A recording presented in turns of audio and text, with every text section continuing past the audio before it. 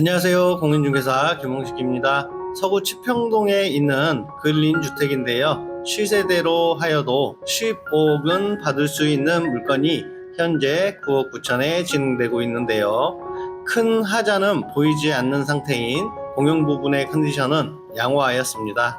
하지만 오늘 물건은 대출 실행을 할 수 없는 물건으로 자금 계획을 잘 잡아야 하는 물건인데요. 영상을 통해서 설명드리겠습니다.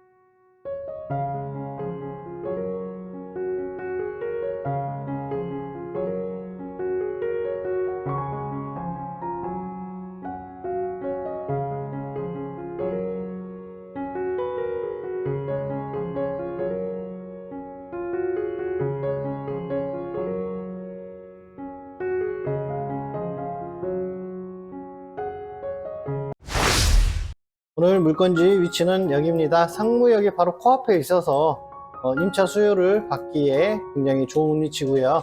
주변으로 이쪽 부분이 전부 다 근린주택으로 형성이 되어 있습니다. 그리고 중심상업지역이랑 인접해 있어서 충분히 임차 수요가 충분히 일어나는 곳입니다. 사건번호 2024-62135 치평동에 있는 물건이고요. 감정가 14억에 감정이 돼서 현재 최저가 9억 9천에 진행되고 있는 물건인데, 오늘 물건은 이때도 약간 들어가시면 안 됩니다. 제 개인적인 주관적으로는 3차 때 들어가셔야 적당한 물건입니다. 그 이유에 대해서 지금부터 설명을 드릴게요.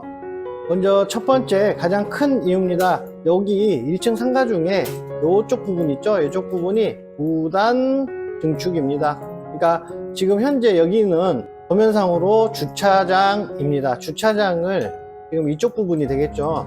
이쪽 부분이 무단으로 근린생활시설로 이용되고 있는 물건인데요.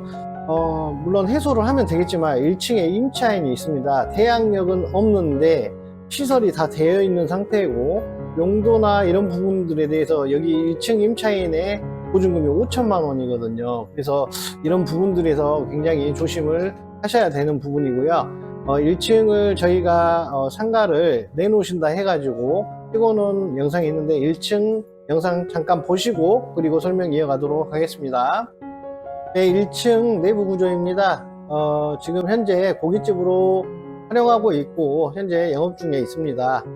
여기에서 보시면 이 기둥을 기준으로 해서 이쪽으로 전체적으로 위반 건축물이 되겠습니다. 그래서 매수 후에 이거를 다 원상 복구를 해야 되고 철거도 해야 되겠죠. 이 기준으로 해서요. 그랬을 때 여기 임차인이 대항력이 없어서 어쨌든 명도를 하면 되겠지만 그런 복잡한 과정들이 있기 때문에 이 부분이 조금 걸리고요. 그 다음에 이 위반 건축물로 인해서 대출이 전혀 나오지 않습니다. 대출이 나오지 않기 때문에 현금 보유를 그만큼 안 하고 있으면 절대 대출을 활용할 수 없으니까 반드시 자금 계획을 잘 짜야 된다고 생각합니다. 그리고 3차에 들어가야 될 두 번째 이유입니다. 여기 202호 임차인이 대항력이 있는 상태에서 배당 정지 이후 배당 요구를 했기 때문에 배당을 못 받습니다. 그러니까 5천만 원은 온전히 우리가 인수해야 될 금액들이고요. 그리고요, 다른 임차인들을 보시게 되면 보증금이 다 전세로 맞춰져 있죠. 이렇게 5천만 원, 7천만 원, 4천만 원 맞춰져 있는데요. 모든 임차인들이 배당을 못 받을 확률이 되게 많습니다. 그렇기 때문에 명도하는데도 굉장히 힘들어지겠죠. 결국에는 집행 과정까지 가야 될 가망성이 많다라고 보시면 되겠고요. 그리고 지금 조사되지 않은 대항력 없는 임차인들 자체도 여기 이 빌라 자체가, 다가구 주택 자체가 전세로 전부 다 임차를 마친 것으로 저는 알고 있어요. 그렇기 때문에 이 임차인들의 보증금도 굉장히 많을 것이다 라고 판단하시면 되겠습니다. 그러면 어느 정도 우리가 다 인수는 안 되지만요, 대항력이 없어서 어느 정도 이런 부분들을 감안하셔야 됩니다. 따라서 명도비나 어떤 위반 건축물에 대한 위반 여부 대출을 해소하기 위해서 그런 비용들이 추가가 돼야 되는 것이고, 더군다나 이 위반 건축물 때문에 대출이 나오지 않기 때문에 이 9억이라는 돈이 온전히 다 있어야 됩니다. 그렇기 때문에 지금 이 차에는 적합하지 않고 욕심 같아서는 4차지만 일단 3차를 기준으로 해서 제가 수익률이나 이런 것을 한번 판단을 해 보겠습니다. 네, 2층 내부 구조부터 살펴보겠습니다. 계단실이고요. 엘리베이터 있고 복도가 이렇게 나와져 있는데요. 여기에 투룸이고요. 여기도 투룸, 여기도 투룸, 여기 원룸. 그래서 2층 같은 경우에는 투룸이 2개, 3개의 호실과 원룸 2개의 호실이 있네요. 그래서 총 5가구 되겠습니다. 네, 3층 같은 경우에도 투룸, 원룸이 4개 이렇게 되어 있습니다. 그래서 투룸 2개의 호실과 원룸 4개의 호실 6가구로 구성이 되어 있습니다. 4층 구조 살펴보겠습니다. 원룸 형태의 방이 하나 있고요. 한 가구가 있고 안집 한 가구, 총 2가구가 있습니다. 현관은 각자 들어가게 되겠고요. 여기 원룸은 투룸 형태로 되어 있지 않을까라는 생각도 하지만 일단 원룸으로 잡겠습니다. 그리고 안집은 거실, 방 3개가 이렇게 있고요. 욕실은 2개 이렇게 있습니다.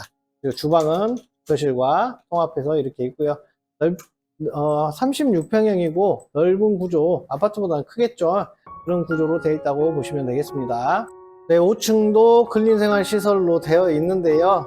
형태로 보아하니 한 투룸 형태로, 투룸이나 3룸 형태로 임의 분할돼서 주택으로 임차를 마치실 것 같습니다. 그래서 투룸으로 그냥 제가 설정을 하고요. 건축물 대장상 우리 물건은 13가구인데요. 여기 투룸 6개 호실로 잡은 것은 아까 5층 근린생활시설을 투룸 형태로 이용하고 있을 게 뻔하기 때문에 이게 포함시켜서 총 13개, 안집 포함해서 14개 호실이 있다, 14가구가 있다 라고 생각하시면 되겠고요. 1층은 상가 1개 호실이 있겠죠. 현재 임차료는 5천에 200만원의 월세를 내고 계셔요. 그 시세에 맞게 내고 계시는데, 근데 그 아까 위반 건축물을 해소를 하고, 그리고 조금 더 좁아진 형태로 가면 월 130만원 정도는 받으실 수 있습니다. 충분히. 그래서 이렇게 잡았고요. 이런 구조로 해서 여기 40만원, 원룸 40만원, 투룸 50만원 정도 받을 수 있다. 한 개 호실당. 요거는 뭐냐면요. 어떤 전제 조건이냐면 화장실하고 기본적인 내부 구조에 대한 리모델링을 했을 때 이야기입니다. 한 호실당 한 700만원 정도는 들어갈 것 같아요. 제가 예전에 들어가 보고 안 들어가 봤는데 상태가, 컨디션이 그렇게 좋은 상태가 아닙니다. 그렇기 때문에 매수 후에 내부 구조에 대한 리모델링이 필요한 물건이다 라고 판단하셔야 됩니다. 그래서 리모델링 후에 금액이기 때문에 그거를 감안하시면 되겠습니다. 그래서 1년에 8,520만원 소득이, 월세 소득이 발생하게 됩니다. 물론 안집 거주를 안 하게 되면 더 올라가겠지만 안집 거주 조건입니다. 그리고 여기 임차 수요는 충분하기 때문에요. 리모델링만 되면 이 금액으로 충분히 맞출 수 있습니다. 그래서 실현 가능한 월세라고 보시면 되겠습니다. 네, 말씀드린 대로 3차 금액의 기준을 맞춰서 말씀드리겠습니다. 이것도 사실 부담스러운 금액입니다. 현금을 그만큼 있어야 되기 때문에요. 7억 9,200만원에 진행이 됐을 때 이 기준으로 해서 기타 비용들을 감안하게 되면 명도비는 강제집행 비용까지 포함을 한 겁니다. 인수되는 보증금은 최소 6,500만원 정도는 된다라고 판단하시면 되겠습니다. 필요한 총액이 9억 400만원인데요. 9억 400만원이 현금으로 모두 가지고 계셔야 됩니다. 왜? 대출이 안 나오니까요. 그래서 9억 400만원이 끝이 아닙니다. 9억 400만원으로 매수를 하셨을 때 그 수익률은 9.42%, 9% 정도 나오는데요. 문제는 여기에서 끝이 아닙니다. 여기에서 제가 어느 정도 계산을 조금 해봤습니다. 호실당 700만원 정도 들여서 내부 인테리어 하고요. 12가구, 13가구를. 그리고 원상복구 비용이 또 하나 있습니다. 원상복구 비용.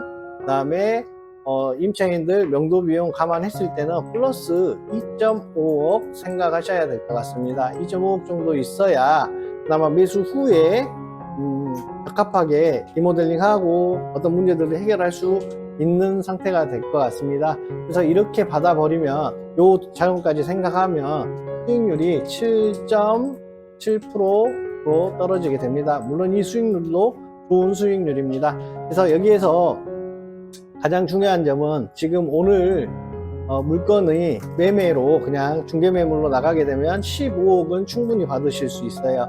그래서